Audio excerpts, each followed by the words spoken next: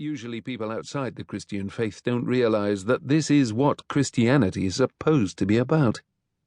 Let's go back to the stranger in the cafe. Each of the options I suggested has a particular shape that helps us understand more deeply what is meant by good news. First, the news in each case isn't just something that has happened out of the blue.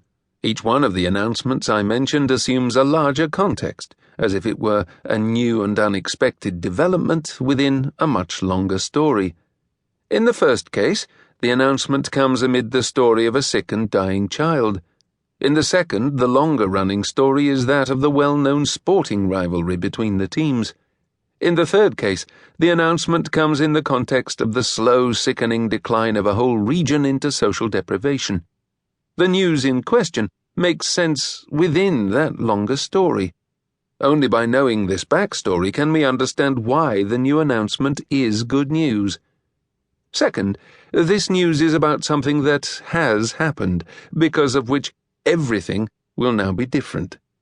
This news has significance. It makes an impact. It has consequences that alter lives.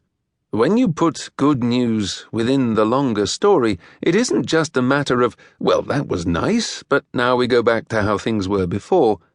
In the case of the football victory, it might feel like that after a few weeks, but at the time it always registers as a new beginning. The child is going to get better. The whole region is going to recover. Life has been transformed. Third, the news introduces an intermediate period of waiting. The child is still in the hospital, but instead of waiting anxiously and sorrowfully, we are now waiting with excitement and joy for her to get better and come home. Half the workforce is still unemployed, but now they will lift their aspirations and look forward to healthy activity and the resulting prosperity. What good news regularly does, then, is to put a new event into an old story, point to a wonderful future hitherto out of reach, and so introduce a new period in which, instead of living a hopeless life, people are now waiting with excitement for what they know is on the way. The Christian good news is supposed to be this kind of thing. The gospel of Jesus Christ comes as news within a larger story. It points to a wonderful new future, and it introduces a new period of waiting that changes our expectations. I am writing this book because I think many people, inside the church as well as outside, have seldom heard the gospel story told in this fashion. As a result, all sorts of things get muddled. Good advice, wrong news. In many churches, the good news has subtly changed into good advice. Here's how to live, they say. Here's how to pray. Here are techniques for helping you become a better Christian, a better person, a better wife or husband. And in particular, here's how to make sure you're on the right track for what happens after death. Take this advice, say this prayer, and you'll be saved. You won't go to hell, you'll go to heaven. Here's how to do it. This is advice, not news. The whole point of advice is to make you do something to get a desired result. Now, there's nothing wrong with good advice. We all need it.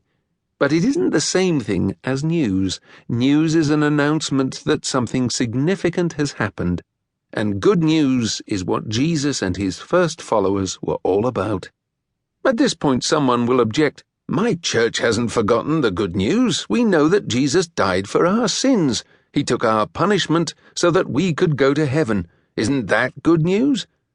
If you thought you were destined for hell, and suddenly someone told you God had done something about it, wouldn't that be good news? Well, yes, it would. But, and this is the shocking and difficult thing for many people, that isn't exactly the good news Jesus and the early church were talking about.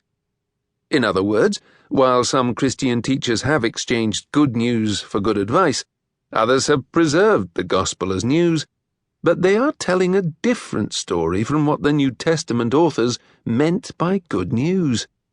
Yes, the good news is indeed about Jesus, and about his death and resurrection in particular. Yes, this good news does indeed open up a vision of an ultimate future beyond death, so that we live in hope and joy meanwhile. But the usual heaven and hell scheme, however popular, distorts the Bible's